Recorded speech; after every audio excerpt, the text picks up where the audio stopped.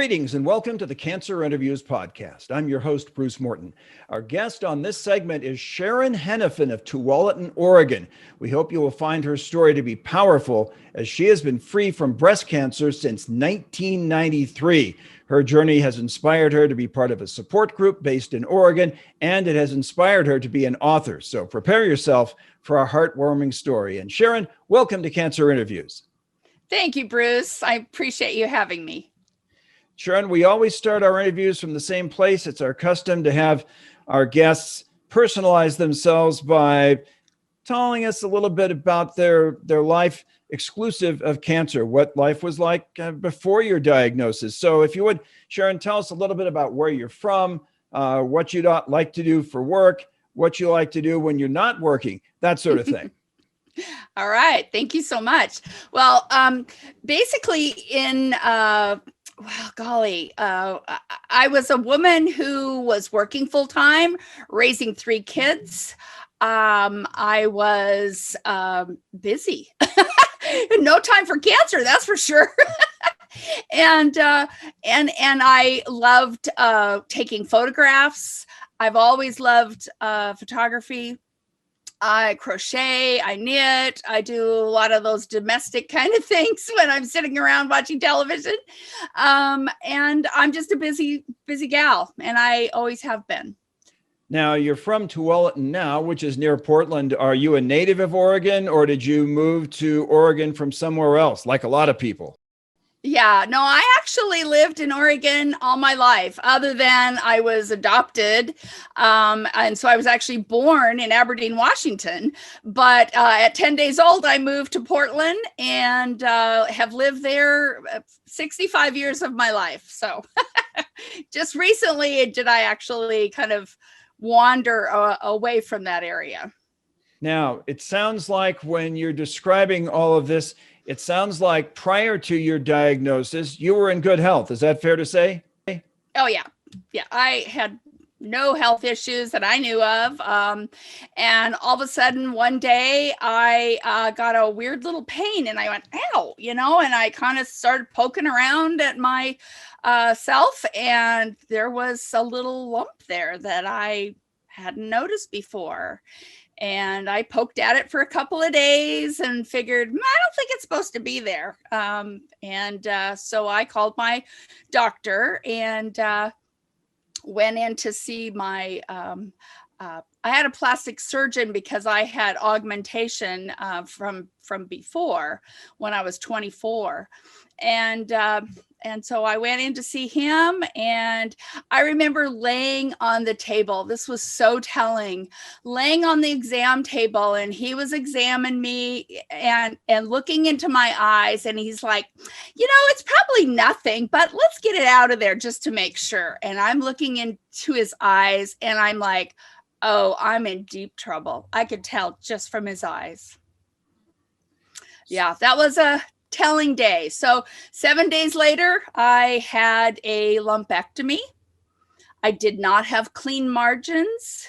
For those who don't know what that means the cancer had already started walking around other places outside of the little tumor. And so 7 days later, I had a mastectomy with reconstruction. So it was very fast. Because it was very fast growing. And he told me later that it had literally grown from the first time he had felt it when he had taken it out 7 days later. I mean, so it was on the move. So I feel very fortunate. Sharon, it was in jeopardy of perhaps metastasizing where? Well, to the lymph nodes is the first place it goes. And then, of course, it can go all over your body. Breast cancer is one of those diseases that if it's caught in the breast at early stages, it is not deadly.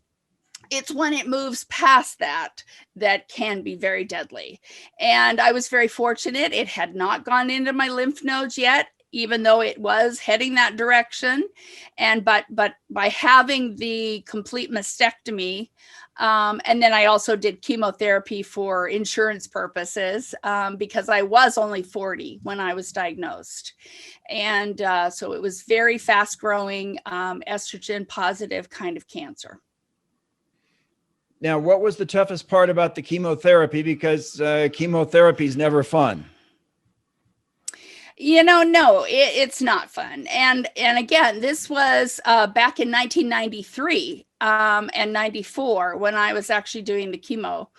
And so it was a little older regime than they have today, of course. And so my cocktail, if you will, is I had infusion every 2 weeks. So I'd go into the hospital and actually have the drip of chemo. But then I also had pills every single day. So there were, the first couple of days after chemo, of course, she didn't feel too well. But luckily, because of anti-nausea drugs, it wasn't real bad. It wasn't like I was physically sick. But at the same time, those pills kept me kind of at a blah kind of feeling the whole entire time. So, and I was doing that for 6 months. So it was a long haul. Sharon, when I talk to other guests, whether it's breast cancer or lymphoma or something like that, people who undergo chemotherapy, as unpleasant as it is, once that course has run, they're glad that they underwent chemotherapy and they understood why they had to. Would you put yourself in the same category? Oh, yeah.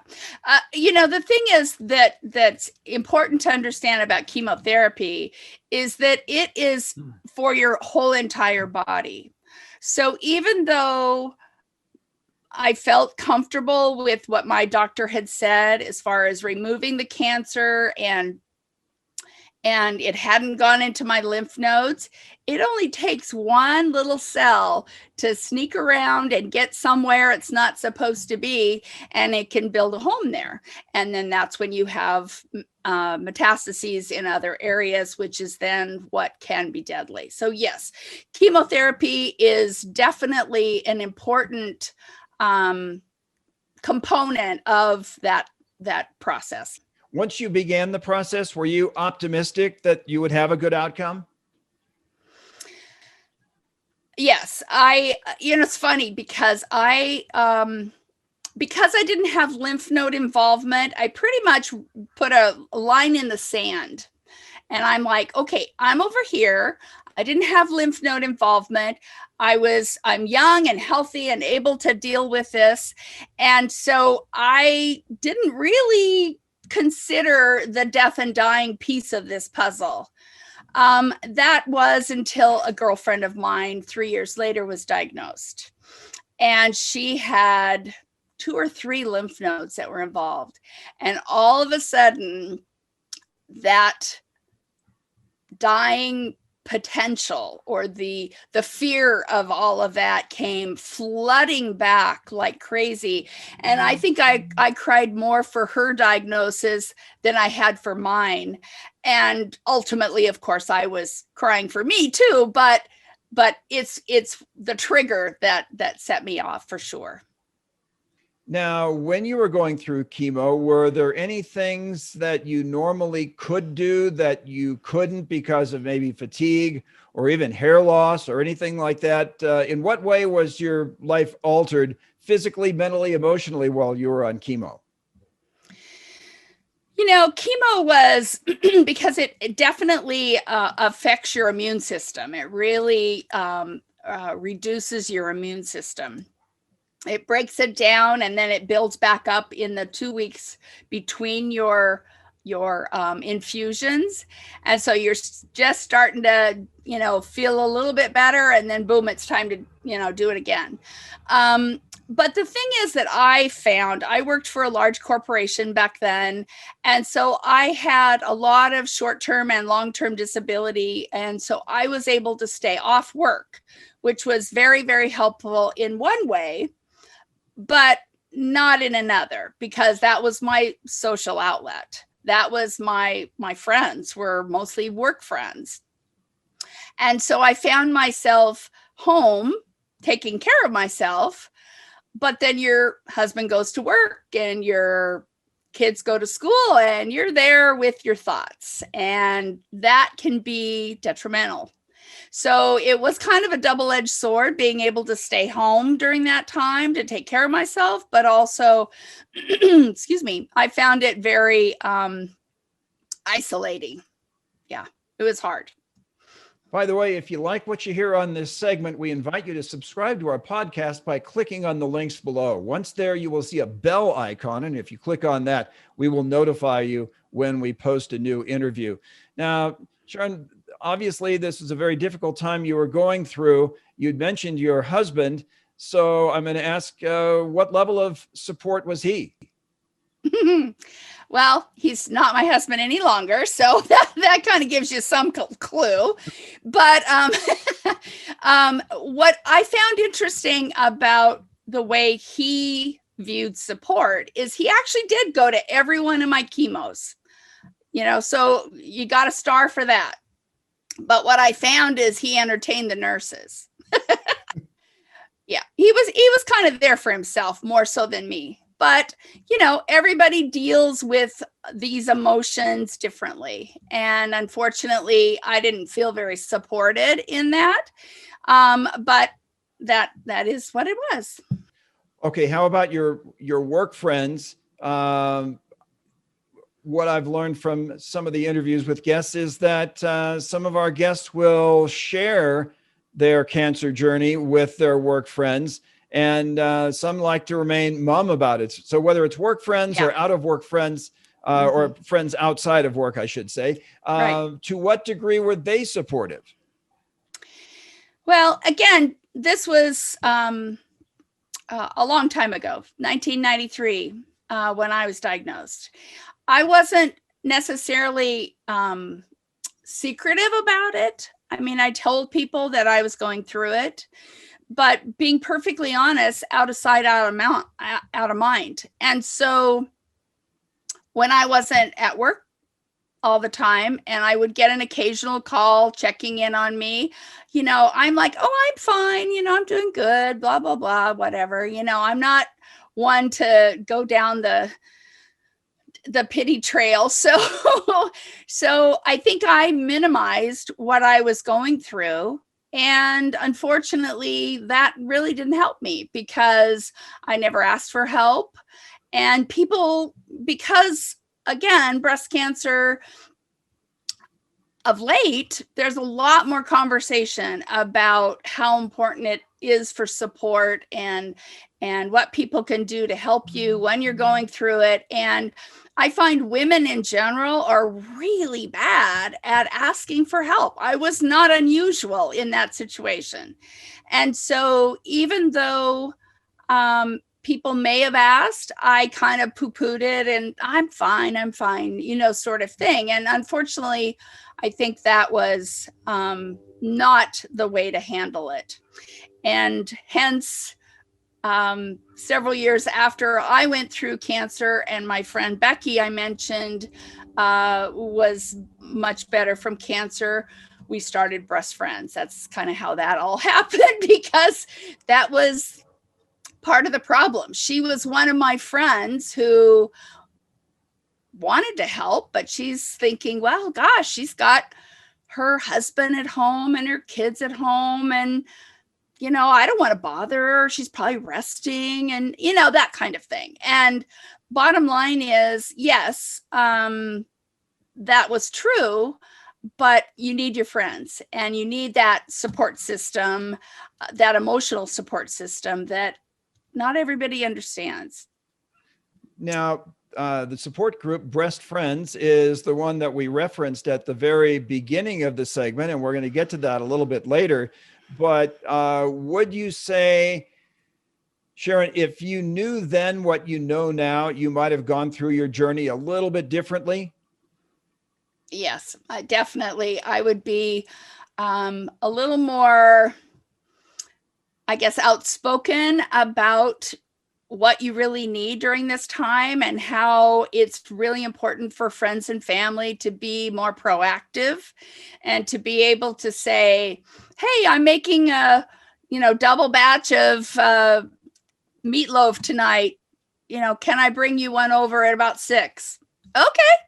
And so make it very simple. I'm doing this anyway. I'll just drop it by. You don't even have to see me if you don't want to see me, kind of thing. I mean, but most of the time we do want to see people. Now, Sharon, I'm guessing there had to be a juncture somewhere along the way in which you felt, hey, I'm getting the upper hand on this. And if there was a juncture like that, as I suspect there was, describe what that was like, just what you experienced and how it felt. Well, it's funny because once you're actually done with treatment and all the surgeries, I ended up having 6 surgeries and 6 months of chemo. So it was an 11-month journey till I actually went back to work. And I remember going back to work, and chemo brain is real. If anyone has any question about that, chemo brain is real.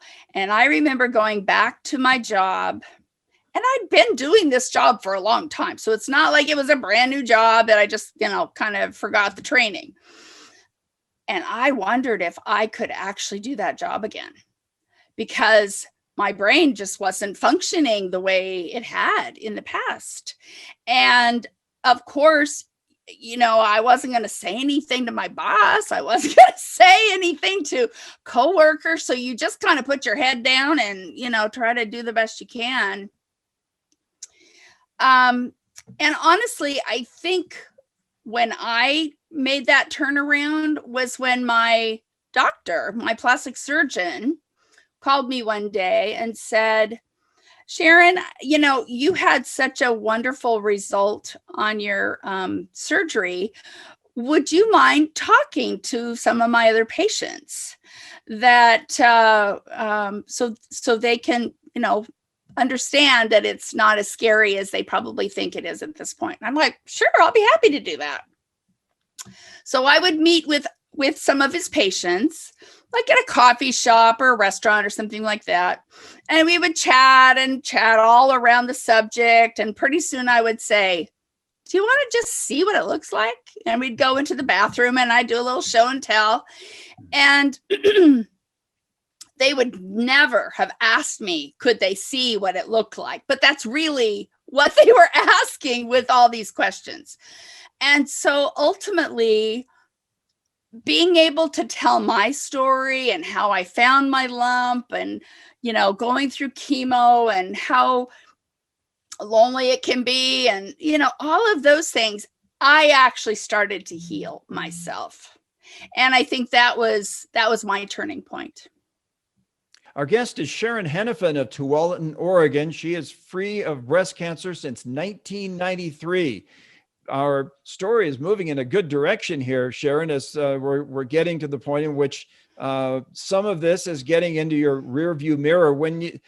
It sounds like that talk that you had with your doctor's patients was therapeutic for you, but beyond that, anything that you did or still do to this day to celebrate your cancer journey and getting past it? That's a good question. I think what a cancer diagnosis and treatment and that whole time frame that you're thinking you potentially could die really allows you to think about what's really important in your life. And one of the things that I did later on was become a life coach, because the work that I was doing, that's kind of what I was doing anyway.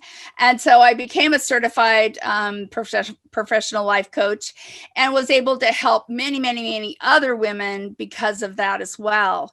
And I think understanding your own values and what's important and what makes you happy and doing as much of those things as you possibly can,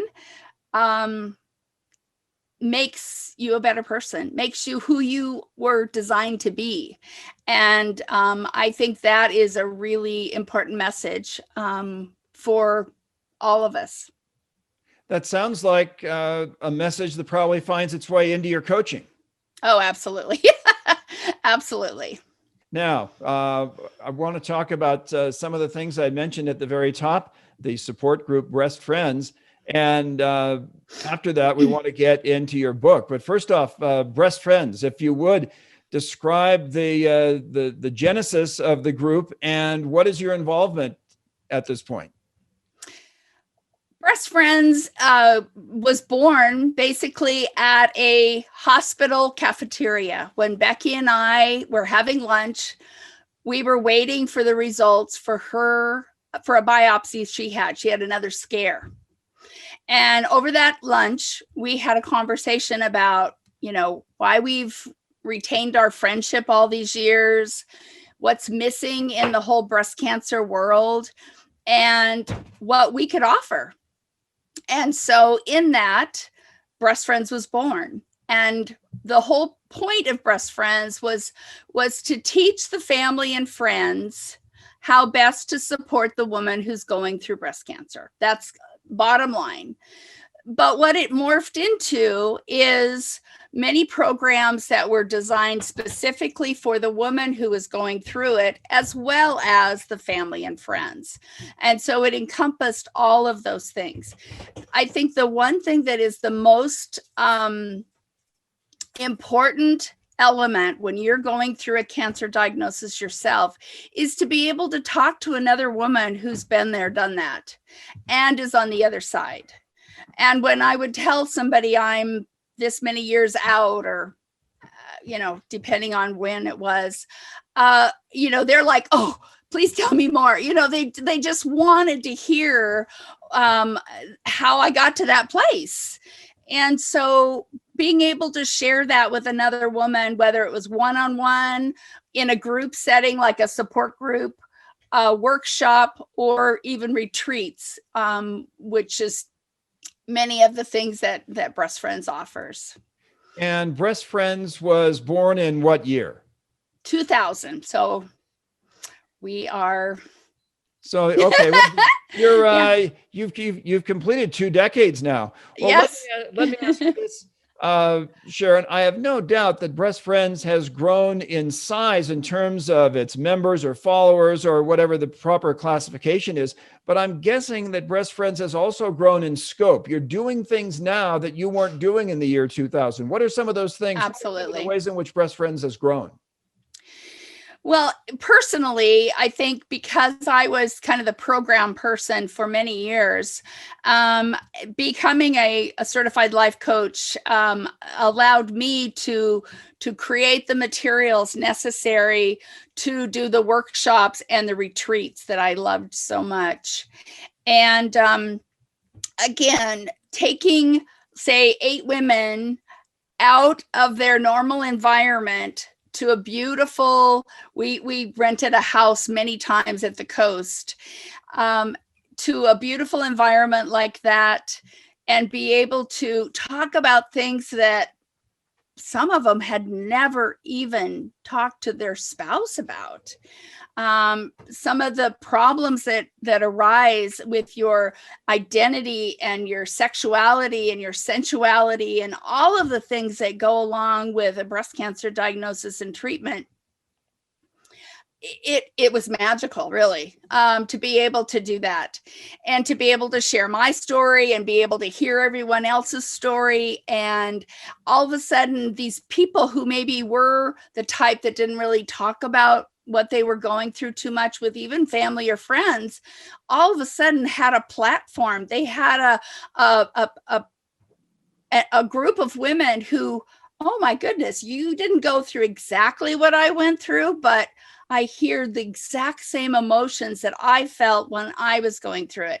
So it was immensely helpful for women to go through these workshops or retreats, or even support groups, because we're I'm the type of person, I'm like, sorry, I'm known for making people cry because sometimes they haven't touched on some of those topics, and I'll get right in there in a really gentle way, and all of a sudden they can open up in a way that they haven't, and be able to feel those emotions that they haven't been able to feel.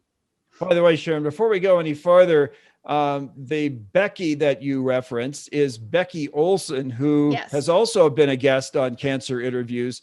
And she has her own dynamic story as she survived breast cancer 5 times. Yes.